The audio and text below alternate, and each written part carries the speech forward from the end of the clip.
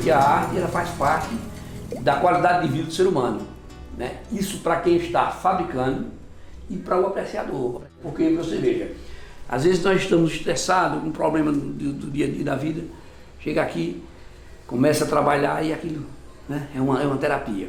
E o admirador, ele chega também e ele lê a mensagem daquela obra de arte e aquilo ali já faz bem para ele.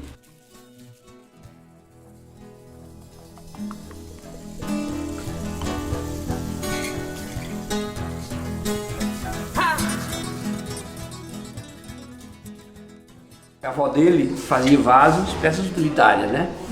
E ele, com 8 anos de idade, já mexia com barro, fazia boizinho, cavalinho. Aí viu os bonecos de Vitalino e disse: olha mãe, quando chegar em casa eu vou fazer. Que ele foi criado com a avó dele, chamava ela de mãe. Aí, se você sabe fazer nada, ministério, primeira vez. Aí fez 5 bonecos. Levou pra feira, quando Vitalino viu, ele com medo, né? Podia Vitalino reclamar com ele, e estava copiando. Aí Vitalino disse: me dê as peças para cá, que eu vendo junto das minhas. Aí o próprio Vitalino vendeu essas peças. Nunca teve esse negócio assim de ter despeitas um com o outro, porque estava fazendo o trabalho dele. Não, Vitalino foi aquela pessoa que, para ele, que quisesse aprender, aprendia. Fazendo o trabalho dele, não, Vitalino foi que quisesse.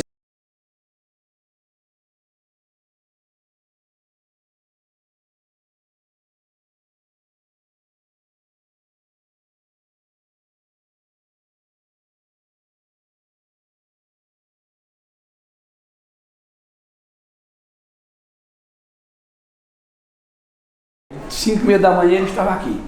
Aí sentava aqui nesse banquinho, um banquinho de couro, e começava a trabalhar. Ele vendia quase tudo que produzia, mas por ele trabalhar muito também, ele deixou um grande acervo para a família, para os filhos. A última que ele fez foi o enterro. Aquela peça ali, o enterro na rede.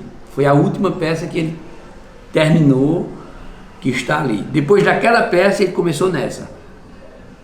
Aí não trabalhou mais. Eu tenho uma pequena coleção de peças de papai na minha casa. Eu montei uma sala lá só com peças dele.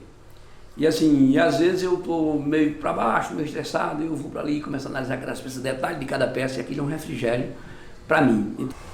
Nós fazemos parte da 2ª geração, vamos continuar, né? Não só da minha família, como os filhos de Manuel Dossi, que tem Luiz Carlos de Silvano, que continua a arte dele, e das outras famílias tradicionais do Alto Moura também, né?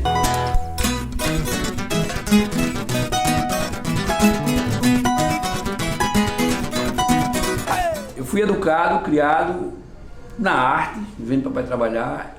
Ele nunca permitiu e nem nunca se deu o direito de colocar a mão em uma peça da gente. Às vezes ele olhava e dizia: quando você for fazer isso aqui, faça assim. Ele orientava dessa forma, mas não botava a mão para fazer. Também nós não botávamos a mão no trabalho dele. É uma coisa totalmente individual, separado. Tem aquele artesão que trabalha em grupo, em conjunto, peça de série, peça de grande produção, grande escala. Esse trabalha com grupo. Um faz uma coisa e o outro faz outra. Mas a peça de arte tem que ser só com o artista.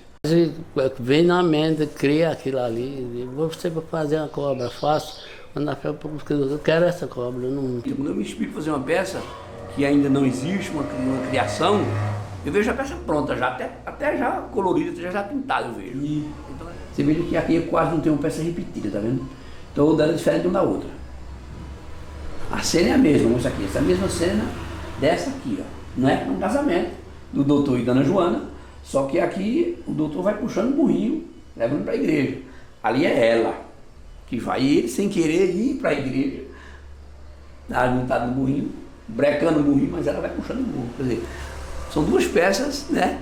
A mesma história, porém, cena diferente. O de mais importância na arte, eu acho que é isso, né? Você saber que o seu trabalho, fruto da sua imaginação, está na casa de alguém decorando, está na casa de alguém sendo apreciada não só pelos donos da casa, mas pelas pessoas que visitam, né?